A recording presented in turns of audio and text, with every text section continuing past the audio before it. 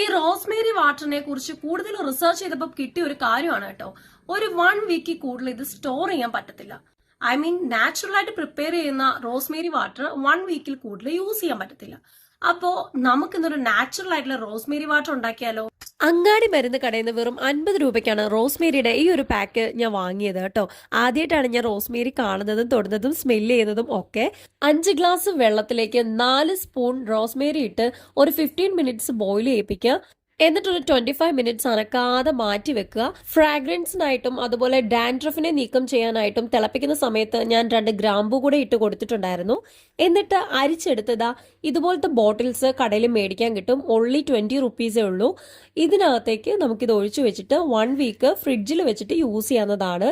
ഇത് അപ്ലൈ ചെയ്യുമ്പോൾ നമ്മുടെ സ്കാൽപ്പിലേക്ക് തന്നെ അപ്ലൈ ചെയ്യാനായിട്ട് പ്രത്യേകം ശ്രദ്ധിക്കുക. ഇതുപോലത്തെ വീഡിയോസ് ഇഷ്ടമാണെങ്കിൽ ലൈക്ക് ചെയ്യുക. കൂടുതൽ വീഡിയോസിനായിട്ട് ഫോളോ ചെയ്യുക. ബൈ.